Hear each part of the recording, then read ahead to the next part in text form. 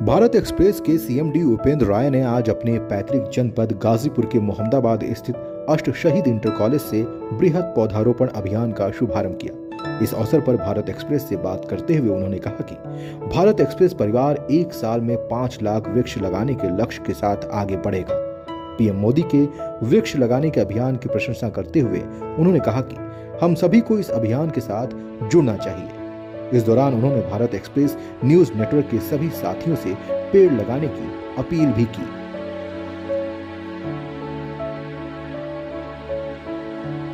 न सिर्फ भारत बल्कि दुनिया भर में पेड़ों की जरूरत को लेकर के बल दिया जा रहा है और ये भी कहा जा रहा है कि अगर पेड़ पौधे खत्म हो गए तो हमारा जीवन भी नष्ट हो सकता है। जाहिर सी बात है कि आज के दौर में सबसे बड़ी जरूरत जीवन के लिए पेड़ पौधे हो गए हैं। हमारे साथ भारत एक्सप्रेस के सीएमडी सर हैं और इनसे बात करने की कोशिश करेंगे क्योंकि एक मुहिम शुरू हुई है, एक बड़ी मुहिम भारत एक्सप्रेस शुरू कर रहा है और आप उसकी शुरुआत कर रहे हैं। सबसे पहले तो ये कि अभी आप पेड़ लगा रहे थे और आपने कहा कि आप पेड़ों से बातें करते हैं, बहुत ही खूबसूरत बात है। पर दर्शकों को भी बताइए कि क्या पेड़ों से भी हम अपने दिल की बात कह सकते हैं और उनको सुन सकते हैं?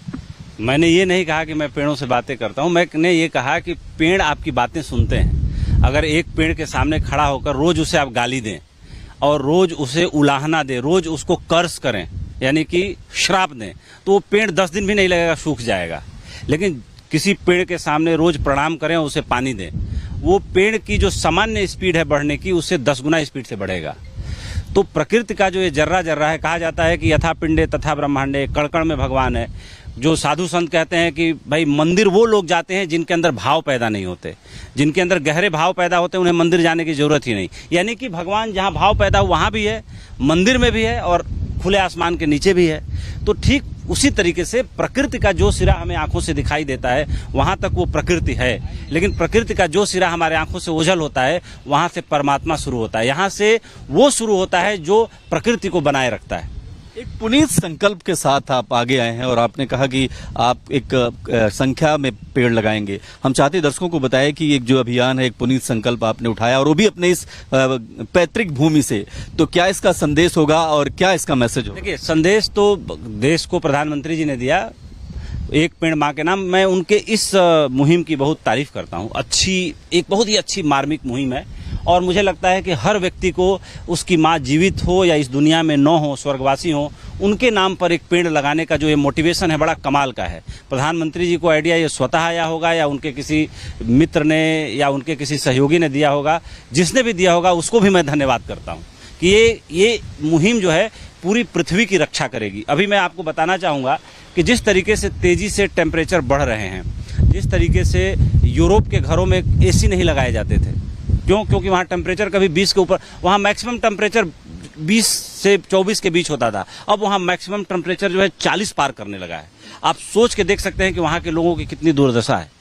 लोग इंग्लैंड में जाते थे गर्मियों के दिनों में, भारत के लोग वहाँ अच्छा वेदर के लिए जम्मू श्रीनगर जाते थे, लेकिन सब जगह टेम्परेचर में डेविएशन देखने को मिल रहा है। इसके पीछे एक ही कारण है कि जो अर्बनाइजेशन हुआ है, जो आर्थिक उदारीकरण की नीतियों के तहत जो हमारा संकल्प है या पूरी दुनिया का संकल्प है कि हम अर्बन एरिया को बढ़ाएंगे, गांव को धीरे धीरे अर्बन एरिया में कन्वर्ट करेंगे, तो उसके कारण जो पेड़ों की कटाई हुई है, जो इस विकास की कीमत हम चुका रहे हैं, इसके कारण से आप एक चीज़ तो देख रहे हैं कि गांव में भी अब लोगों को समझ में आ गया है कि हमें मोटा अनाज खाना चाहिए, हमें ज्वार, बाजरा, अलसी सब चीज़ें खानी चाहिए, हमें जो है टाइम से सोना चाहिए, टाइम से जगना चाहिए, हमें सर्काडियम रिदम फॉलो करना चाहिए।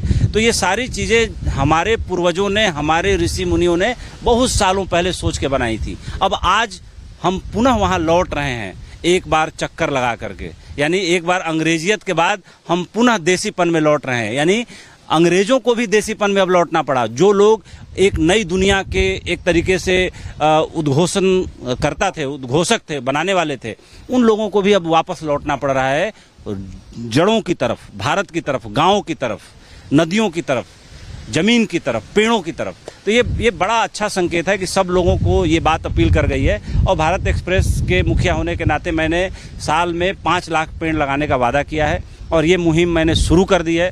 मेरा ये मानना है कि मैं अपने हर साथी के जरिए, जो देश में करीब 4000 लोग भारत एक्सप्रेस से जुड़े हुए हैं, मैं कैमरे पे बोल रहा हूँ, उस अपने हर साथी को मुझे मोटिवेट करना रोज, या तो मैं जहां कहीं यात्रा पे हूं खुद पेड़ लगाऊंगा, या तो रोज किसी से पेड़ लगवाऊंगा।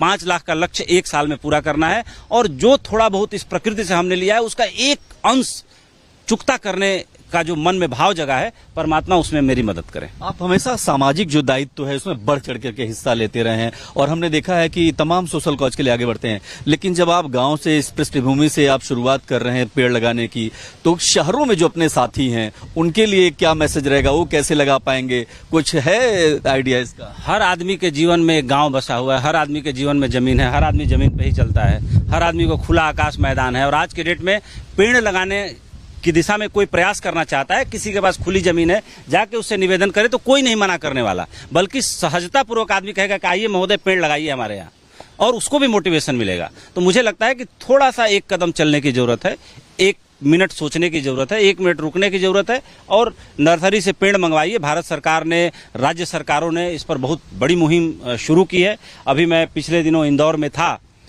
तो वहाँ पर मैंने देखा कि कैलाश विजयवर्गीय जी मेरे मित्र भी हैं, बड़े भाई की तरह हैं, उन्होंने 51 लाख पेड़ लगाने का संकल्प लिया। इंदौर में भी मैंने एक पेड़ लगाया वहाँ पर, और उनके साथ में मीटिंग में वहाँ बैठा भी। वहाँ के जो महापौर हैं बहुत यंग हैं, अभी 36 साल के हैं, और बहुत तेजी से अच्छा काम कर रहे हैं। तो मैंने वहाँ से भी प्रेरणा ली कि अगर प्रधानमंत्री ने आह्वान किया और मध्य प्रदेश सरकार में वरिष्ठ मंत्री कैलाश जी अगर 51 लाख पेड़ लगा रहे हैं, तो चूंकि वो राज्य स्तर पे उस चीज को कर रहे हैं, तो कम से कम व्यक्तिगत स्तर पे 5 लाख का सहयोग तो हम भी कर ही सकते हैं। 91% लोग, लगभग 91% वैज्ञानिक मानते हैं कि पेड़ों की जरूरत इतनी ज्यादा है कि अगर ये नहीं लगाए गए तो ये दुनिया अलग दिशा में चली जाएगी, जहां हमारा रहना संभव नहीं है। दिशा में नहीं, ये दुनिया रेगिस्तान हो जाएगी, बंजर हो जाएगी। पेड़ों के कारण ही, अगर राजस्थान के रेगिस्तान में या अफ्रीका में सहारा के रेगिस्तान में जो अंतर है, वो सिर्फ एक ही चीज का अंतर है कि वहाँ पेड़ नहीं है। इस कारण जमीन वहाँ बंजर हो गई और बालू हो गए। और यहाँ पे अगर ये जमीन है तो इस कारण से कि इसके इर्द गिर्द अगल बगल जो है बहुत सारे पेड़ हैं, नहीं है तो रहे हैं। अगर नहीं रहेंगे तो करीब 100 साल का समय लगेगा, ये मैदान आपको बंजर दिखाई देगा, रेगिस्तान दिखाई देगा। शुक्रिया सर, आपने हमसे बात करी।